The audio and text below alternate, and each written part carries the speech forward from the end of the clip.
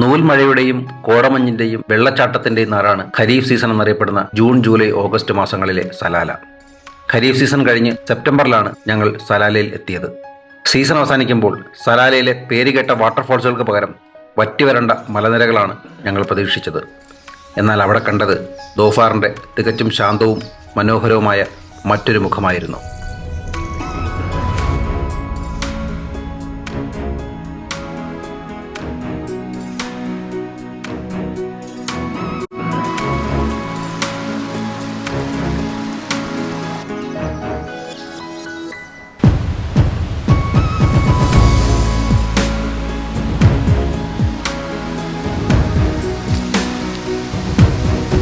ഞങ്ങൾ ആദ്യം പോയത് ഐൻ സഹൽ നൂദിലേക്കായിരുന്നു. സലാല നഗരത്തിൽ നിന്ന് അധികം ദൂരെയല്ലാതെ വളരെ എളുപ്പം എത്തിച്ചേരാൻ കഴിയുന്ന മനോഹരമായ ഒരു മരുപ്പച്ച. മഴയുള്ളപ്പോൾ ഇവിടെ എത്തുന്ന എല്ലാവരുടെയും ശ്രദ്ധ മേലെ നിന്നുള്ള വെള്ളച്ചാട്ടത്തിലായിരിക്കും. എന്നാൽ ഇവിടുത്തെ ഭൂപ്രകൃതി രൂപപ്പെട്ടിരിക്കുന്നത് അതിനേക്കാളൊക്കെ എത്രയോ ആകർഷകമായ മറ്റൊരു പ്രതിഭാസത്താലാണ്. ആയിരക്കണക്കിന് വർഷങ്ങളായി ധാതുക്കളടങ്ങിയ വെള്ളം ഈ പ്രദേശത്തെ ഒഴുകിക്കൊണ്ടുപോവുകയും ടൂഫ എന്നറിയപ്പെടുന്ന സവിശേഷമായ ചുണ്ണാമ്പുകല്ല് നിക്ഷേപങ്ങൾ ഈ പ്രദേശത്തെ രൂപപ്പെടുത്തുകയും ചെയ്തു. അതിൻ്റെ ഫലമായി ഉണ്ടായ ഗോളാകൃതിയിലുള്ള പാറക്കൂട്ടങ്ങളും പല തട്ടുകളായുള്ള ഘടനയും ചെറിയ പ്രകൃതിദത്ത ഗുഹകളുമാണ് ഈ മരുപ്പച്ചയ്ക്ക് അതിൻ്റെ തനതായ ഭംഗി നൽകുന്നത്. ഈ നീരുറവ എന്നും ഇതുപോലെ ഇവിടെ ഉണ്ടാകും. തലമുറകളായി പ്രാദേശിക സമൂഹങ്ങൾക്ക് ജീവജലം നൽകുന്ന ഒരു പ്രധാന സ്രോതസ്സാണ് ഈ നീരുറവ. ഈ മരുപ്പച്ചയുടെ സാന്നിധ്യം ഉള്ളതുകൊണ്ട് തന്നെ ആയിരക്കണക്കിന് വർഷങ്ങൾക്ക് മുമ്പേ ഈ പ്രദേശത്ത് ആളുകൾ താമസിച്ചു വന്നിരുന്നു എന്നാണ് പുരാവസ്തു തെളിവുകൾ സൂചിപ്പിക്കുന്നത്. ഖരീഫ് കാലം വലിയൊരു പ്രകൃതി മാറ്റമാണ് കൊണ്ടുവരുന്നതെങ്കിലും അതിനുശേഷമുള്ള മാസങ്ങൾ സമ്മാനിക്കുന്നത് തികച്ചും വ്യത്യസ്തമായ പല കാഴ്ചകളുമാണ്.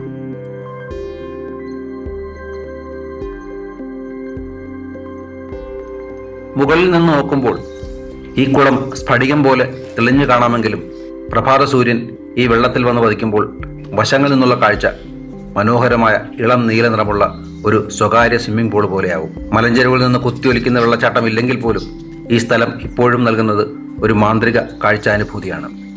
സലാലയിലെ മലനിരകൾ കേരളത്തിലെ മൂന്നാറിനെ ഓർമ്മിപ്പിക്കുന്നത് പോലെ ഇപ്പോഴും അതിസുന്ദരിയായി പച്ചപ്പണിഞ്ഞ് തന്നെ നിൽക്കുന്നുണ്ടാകും.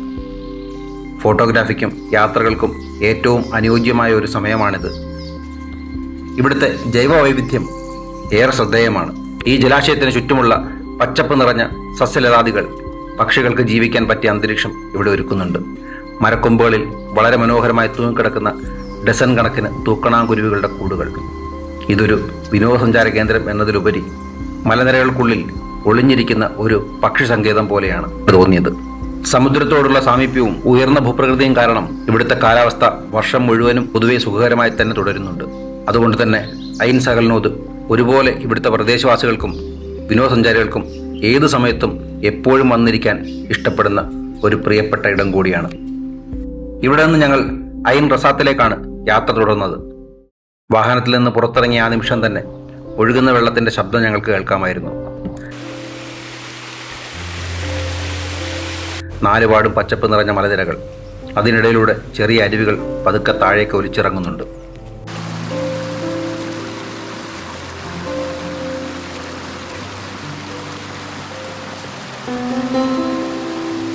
ഖരീഫ് കാലത്തിൻ്റെ ഉച്ചസ്ഥായിയിൽ ആർത്തലച്ച് പെയ്യുന്ന വന്യമായ വെള്ളച്ചാട്ടങ്ങളുടെ ഒരു അടയാളം മാത്രമാണിതെന്നും ഓർക്കണം. മൺസൂൺ മേഘങ്ങൾ ഒഴിഞ്ഞുപോയിട്ടും ഈ പ്രദേശം ജീവൻ തുടിക്കുന്നതായി തന്നെ ഇപ്പോഴും നിലകൊള്ളുന്നുണ്ട്. ഒമാനിൽ ജലത്തിന് അതീവ പ്രാധാന്യമാണ് നൽകുന്നത്.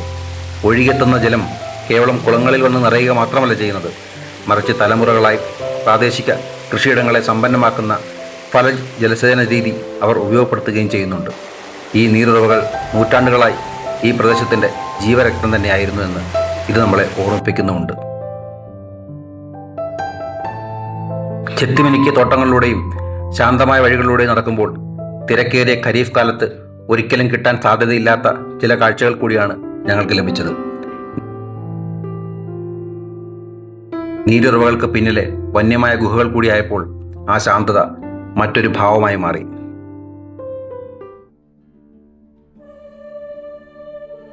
ഞങ്ങളുടെ ഈ യാത്രയിലെ മനസ്സിന് ഏറ്റവും കുളിർമയേകിയ ഒരു സ്റ്റോപ്പായിരുന്നു ഇത്.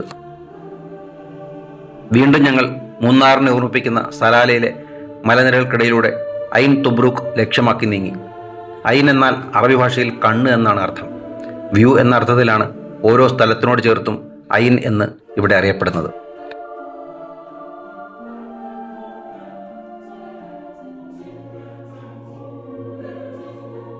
ഒരു ചെറിയ പാർക്ക് കൂടി ഉൾപ്പെടുത്തി വളരെ വൃത്തിയായി ക്രമീകരിച്ച ഒരു അന്തരീക്ഷമാണ് ഇവിടെ ഉള്ളത്. മലനിരകളിൽ നിന്ന് വരുന്ന വെള്ളം പതുക്കെ ഒഴുകിയെത്തുന്നത് ഇവിടുത്തെ ആഴം കുറഞ്ഞ ചെറിയ ചാനലുകളിലേക്കാണ്. ആളുകൾ ഇവിടെ വന്നിരുന്ന് അവരുടെ കാലുകൾ വെള്ളത്തിൽ മുക്കിയിരിക്കാറുണ്ട്. വലിയ പണം മുടക്കി ലഭിക്കുന്ന മീനുകളുടെ സ്പാ ഇവിടെ സൗജന്യമായി ലഭിക്കുന്നുവെന്ന് പറയാം. ഈ വെള്ളത്തിന് രോഗശാന്തി നൽകാനുള്ള ഔഷധ ഗുണമുണ്ടെന്നാണ് പ്രദേശവാസികൾ വിശ്വസിക്കുന്നത്. ഖരീഫ് സീസണിന് ശേഷമുള്ള വെയിലിലും അവിടുത്തെ ആ തണുത്ത നീരൊഴുക്ക് ശരീരത്തിനും മനസ്സിനും വലിയൊരു ഉന്മേഷമാണ് സമ്മാനിച്ചത്. മലഞ്ചെരുവുകളിലൂടെ വളരെ ശാന്തമായി താഴേക്ക് ഒഴുകിയിറങ്ങുന്ന ഒരു സുന്ദരമായ കുഞ്ഞു വെള്ളച്ചാട്ടവും ഞങ്ങളവിടെ കണ്ടു.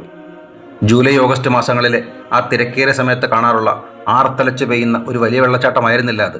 പകരം പാറക്കെട്ടുകൾക്കിടയിലൂടെ പതുക്കെ ഒഴുകുന്ന ഒരു വെള്ളി നൂൽ പോലെയുള്ള അരുവി. മൺസൂൺ കാലത്തിൻ്റെ അവസാന ഓർമ്മകളെ കൂടി മലനിരകൾ ചേർത്ത് പിടിച്ചിരിക്കുന്നത് പോലെ തോന്നിപ്പിക്കുന്ന ഒരു മനോഹരമായ കാഴ്ച.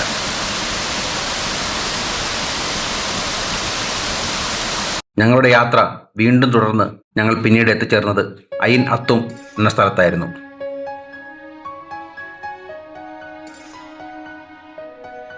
പ്രവേശന കവാടത്തിന് സമീപം തന്നെ ചെറിയ അരുവികൾ റോഡിന് കുറുകെ ഒഴുകുന്നുണ്ടായിരുന്നു. പ്രതീക്ഷയോടെ മലമുകളിലേക്ക് ഞങ്ങൾ നോക്കി. ഇവിടുത്തെ ആ പ്രശസ്തമായ വെള്ളച്ചാട്ടം പൂർണ്ണമായി അപ്രത്യക്ഷമായി കഴിഞ്ഞിരുന്നു. എന്നാൽ കാടിൻ്റെ ഉള്ളിലേക്ക് നടന്നു ചെന്നപ്പോൾ ഞങ്ങളതിനെ അവസാനം കണ്ടെത്തി. ഖരീഫ് കാലത്തിൻ്റെ ഉച്ചസ്ഥായിയിൽ കാണാറുള്ള ആർത്തലച്ച് ഒഴുകിയെത്തുന്ന ആ വെളുത്ത ജലപാളികൾക്ക് പകരം മലഞ്ചെരുവിലൂടെ ഒലിച്ചിറങ്ങുന്ന മനോഹരമായൊരു മഞ്ഞുപടലം പോലെ പതുക്കെ താഴേക്ക് അലിഞ്ഞിറങ്ങുന്നത് പോലെ ഒരു നേർത്ത വെള്ളി വെളിച്ചം. പ്രതീക്ഷിക്കുന്ന കാഴ്ചകൾ കിട്ടിയില്ലെങ്കിൽ കാണുന്ന കാഴ്ചകൾക്ക് അപ്പുറത്തുള്ളത് കണ്ടെത്തണമെന്നാണല്ലോ. ചുവരില്ലാതെ ചിത്രം വരയ്ക്കാനാവില്ലല്ലോ എന്നോർത്ത് ആ മനോഹര ചിത്രമുണ്ടാക്കുന്ന ചുവരുകളിലേക്ക് ഞങ്ങൾ സൂക്ഷിച്ചു നോക്കി. ഈ കാണുന്ന മലഞ്ചെരുവുകളെ പൂർണ്ണമായും മൂടിക്കളയുന്ന ആ ശക്തമായ വാട്ടർഫോൾസ് ഇല്ലാത്തത് കൊണ്ട് തന്നെ അതിന് പിന്നിലുള്ള ചുണ്ണാമ്പ് കല്ലുകളുടെ സങ്കീർണമായ ഘടനയും മനോഹരമായ പാറ്റേണുകളും ഞങ്ങൾ വ്യക്തമായി ശ്രദ്ധിച്ചു. ആ മലനിരകൾ അതിൻ്റെ മുഖം മൂടി മാറ്റി യഥാർത്ഥ ഭാവം പുറത്തെടുത്തതുപോലെയാണ് ഞങ്ങൾക്ക് തോന്നിയത്.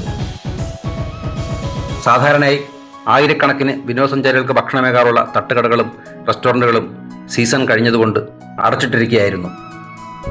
ആ വലിയ വെള്ളച്ചാട്ടങ്ങൾ ഇവിടെ ഇല്ലെങ്കിൽ പോലും ഇവിടുത്തെ കാടുകൾ അത്രമേൽ പച്ചപ്പണിഞ്ഞും ഇടതൂർന്നുമാണ് നിൽക്കുന്നത്. അറേബ്യൻ ഉപദ്വീപിലാണ് നമ്മളിപ്പോൾ നിൽക്കുന്നത് എന്ന കാര്യം പോലും ഒരുപക്ഷെ നമ്മൾ മറന്നുപോയേക്കാം. ഞങ്ങളുടെ ഇന്നത്തെ അവസാനത്തെ സ്റ്റോപ്പ് ഖരീഫ് കാലത്തെ ഏറ്റവും പ്രശസ്തമായ വിനോദസഞ്ചാര കേന്ദ്രമായ വാദി ദർബാത്ത് ആയിരുന്നു. ഐൻ റസാത്ത് എന്നത് ദോഫാറിന്റെ ശാന്തമായ ആത്മാവാണെങ്കിൽ വാദി ദർബാത്ത് സലാലയുടെ വന്യമായ ഹൃദയം തന്നെയാണ്. മൺസൂൺ അതിൻ്റെ ഉച്ചസ്ഥായി നിൽക്കുമ്പോൾ ഇവിടുത്തെ ഭൂപ്രകൃതി ഒന്നാകെ മാറിമറിയുന്നു. വറ്റിവരണ്ട കാഴ്ചകൾ തുടർച്ചയായി പെയ്യുന്ന നൂൽമഴയിലും ഒഴുകിപ്പരക്കുന്ന അരുവികളിലും നനഞ്ഞ് പച്ചപ്പ് നിറഞ്ഞ പുൽമേടുകളായി മാറുന്നു. ഇവിടുത്തെ പ്രശസ്തമായ ദർബാത്ത് വെള്ളച്ചാട്ടം ഈ പ്രദേശത്തിൻ്റെ കിരീടത്തിലെ മാണിക്യമായി തന്നെ മാറാറുണ്ട്. എന്നാൽ ഞങ്ങൾ ഇവിടെ എത്തുമ്പോൾ കുത്തിയൊലിച്ചു ചാടുന്ന ആ വന്യമായ വെള്ളച്ചാട്ടം പൂർണ്ണമായും അപ്രത്യക്ഷമായിരിക്കുന്നു. എന്നിട്ടും ആ പ്രദേശം ഇപ്പോഴും നമ്മെ അത്ഭുതപ്പെടുത്തുന്ന രീതിയിൽ അതീവ മനോഹരമായി തന്നെ നിലകൊള്ളുന്നുമുണ്ട്. പച്ചപ്പണിഞ്ഞ മലനിരകൾക്ക് താഴെയായി മനോഹരമായൊരു നദി ശാന്തമായി ഒഴുകിക്കൊണ്ടിരിക്കുന്നു. മാസങ്ങൾ നീണ്ടുനിന്ന കനത്ത മഴയ്ക്ക് ശേഷം പ്രകൃതി പതുക്കെയൊന്ന് ദീർഘശ്വാസം വിടുന്നത് പോലെയാണ് ഞങ്ങൾക്ക് ആ കാഴ്ച കണ്ടപ്പോൾ തോന്നിയത്. സന്ദർശകരെ വരവേൽക്കാൻ ഒരുക്കി വച്ചിരിക്കുന്ന ചെറിയ കുടിലുകളും ഭംഗിയുള്ള സ്റ്റാളുകളും ആക്ടിവിറ്റി കൗണ്ടറുകളും ആളൊഴിഞ്ഞു കിടപ്പുണ്ടായിരുന്നു. ആളുകളുടെ വരവ് ഇതിനകം തന്നെ കുറഞ്ഞിരുന്നുവെങ്കിലും ഇവിടുത്തെ ഭീമാകാരമായ പാർക്കിംഗ് ഏരിയകൾ കാണുമ്പോൾ സീസൺ സമയത്ത് ഇവിടെ എത്രമാത്രം തിരക്കായിരിക്കുമെന്ന് ഊഹിക്കാവുന്നതേ ഉള്ളൂ. വാദിയിലൂടെയുള്ള ബോട്ട് സർവീസുകൾ ഇപ്പോഴും പ്രവർത്തിക്കുന്നുണ്ടായിരുന്നു. ആ തെളിഞ്ഞ വെള്ളത്തിലൂടെ തികച്ചും ശാന്തമായ ഒരു ബോട്ട് യാത്ര ഞങ്ങളും ആസ്വദിച്ചു. കുതിരസവാരി ചെയ്യാനുള്ള സൗകര്യങ്ങളും ഇവിടെ ഉണ്ടായിരുന്നു. സീസൺ കഴിഞ്ഞിട്ടും പ്രകൃതിയുടെ മടിത്തട്ടിലിരുന്ന് കുടുംബത്തോടൊപ്പം സമാധാനമായി സമയം ചെലവഴിക്കാൻ പറ്റിയ ഏറ്റവും മികച്ച ഇടം തന്നെയാണ് വാദി ദർബാത്ത് എന്നത് ഞങ്ങൾക്ക് ബോധ്യമായി. ഇതുപോലുള്ള പ്രദേശങ്ങളിൽ കൂട്ടമായി വന്നിരുന്ന് ഭക്ഷണം കഴിക്കുന്നത് ഒമാനികളുടെ ഒരു ജീവിതത്തിൻ്റെ ഭാഗം തന്നെയാണ്. വാദി ദർബാത്തിൽ നിന്നും തിരികെ നഗരത്തിലേക്കുള്ള യാത്രയുടെ ഇടയിൽ വിസ്മയിപ്പിക്കുന്ന താഴ്വരയുടെ മനോഹരമായ ഒരു വ്യൂ പോയിന്റ് ഞങ്ങളുടെ കണ്ണിൽപ്പെട്ടു. സത്യം പറഞ്ഞാൽ ഇതിൻ്റെ കൃത്യമായ പേരെനിക്കറിയില്ല. പിന്നീട് തിരഞ്ഞു നോക്കിയപ്പോൾ ഇത് ആർദർ ഹിൽസ് ആണെന്നാണ് മനസ്സിലായത്. ഒരുപക്ഷെ എനിക്ക് തെറ്റിയതുമാവാം. പക്ഷേ അവിടെ നിന്നുള്ള ആ കാഴ്ചകൾ മറ്റൊരു തലത്തിൽ നിന്നുള്ള മനോഹരമായ സലാലയാണ് ഞങ്ങൾക്ക് നൽകിയത്. യാത്രക്കിടയിൽ തികച്ചും അപ്രതീക്ഷിതമായ മറ്റൊരു നിമിഷം കൂടി ഞങ്ങളെ തേടിയെത്തി. ഫ്ലൈഓവറിന് താഴെയായി ഒരു കൂട്ടം ഒട്ടകങ്ങൾ ഓടുന്നത് ഞങ്ങൾ കണ്ടു. കാണുമ്പോൾ ഒരു പ്രാക്ടീസ് റേസ് നടക്കുന്നത് പോലെയാണ് തോന്നിയത്. ഒട്ടകപ്പന്തയം ഇവിടുത്തെ പ്രാദേശിക സംസ്കാരത്തിൻ്റെ വളരെ പ്രധാനപ്പെട്ട ഒരു ഭാഗം തന്നെയാണ്. ദോഫാറിലൂടെയുള്ള ഞങ്ങളുടെ യാത്രക്കിടയിൽ അതിൻ്റെ ചെറിയൊരു ദൃശ്യമെങ്കിലും കാണാൻ കഴിഞ്ഞത് വളരെ രസകരമായ ഒരു അനുഭവമായിരുന്നു. ഞങ്ങൾ വെള്ളച്ചാട്ടങ്ങൾ തേടിയാണ് ഇങ്ങോട്ട് വന്നത്. എന്നാൽ ഞങ്ങൾ കണ്ടെത്തിയത് മറ്റൊന്നായിരുന്നു. കനത്ത മഴക്കാലത്തിന് ശേഷം ശാന്തമായി ദീർഘനിശ്വാസം വിടുന്ന പ്രകൃതിയുടെ ആ അതിജീവനത്തിൻ്റെ ഭംഗി. ഖരീഫ് സീസൺ കഴിഞ്ഞാലുടൻ സലാലയുടെ ഭംഗി കുറഞ്ഞു പോകുന്നു എന്ന് നിങ്ങൾ കരുതരുത്. ഇത് തികച്ചും വ്യത്യസ്തമായ മറ്റൊരു സൗന്ദര്യമാണ്, മറ്റൊരു കാഴ്ചയാണ്. തിരക്കുകളില്ലാത്ത അന്തരീക്ഷം, ശാന്തമായ ചുറ്റുപാടുകൾ, ഒപ്പം ഈ മനോഹരമായ പ്രകൃതി മുഴുവൻ നമുക്ക് മാത്രമായി സ്വകാര്യമായി ലഭിച്ചതുപോലെയുള്ള അപൂർവമായ ഒരു അനുഭൂതി. ഈ സ്ഥലങ്ങളെല്ലാം തന്നെ സലാലയുടെ വിവിധ ഭാഗങ്ങളിലായിട്ടാണ് സ്ഥിതി ചെയ്യുന്നതെങ്കിലും നിങ്ങളുടെ യാത്രാ പ്ലാൻ അനുസരിച്ചുള്ള ഇടവേളയിൽ ഇവയെല്ലാം വളരെ എളുപ്പത്തിൽ കണ്ടു തീർക്കാവുന്നതേ ഉള്ളൂ. ഞങ്ങൾ സന്ദർശിച്ച സമയത്ത് ഈ സ്ഥലങ്ങളിലേക്കെല്ലാം പ്രവേശനം പൂർണ്ണമായും സൗജന്യമായിരുന്നു. എങ്കിലും ബോട്ടിംഗ്, കുതിരസവാരി തുടങ്ങിയ ആക്ടിവിറ്റികൾക്ക് പ്രത്യേക ചാർജ് ഉണ്ടായിരുന്നു. കൂടാതെ 4 വീൽ ഡ്രൈവ് വാഹനങ്ങളുടെ ആവശ്യമില്ലാതെ തന്നെ ഒരു സാധാരണ സെഡാൻ കാറിൽ വളരെ എളുപ്പത്തിൽ എത്തിച്ചേരാൻ പറ്റുന്നവയായിരുന്നു ഈ ലൊക്കേഷനുകളെല്ലാം. ഇന്നത്തെ ഈ വീഡിയോ അവസാനിപ്പിക്കുന്നതിന് മുമ്പ് ഒരു ചെറിയ കാര്യം കൂടി. നിങ്ങൾ ഖരീഫ് സീസൺ അല്ലാത്ത കാലത്താണ് സലാലയിലേക്കുള്ള യാത്ര പ്ലാൻ ചെയ്യുന്നതെങ്കിൽ മൺസൂൺ മഴ കഴിഞ്ഞാലും സന്ദർശിക്കാൻ ഏറ്റവും അനുയോജ്യമായ സ്ഥലങ്ങൾ തന്നെയാണ് ഐൻ ഹത്തൂം ഒഴികെ ബാക്കി നമ്മൾ കണ്ട ഈ പ്രദേശങ്ങളെല്ലാം.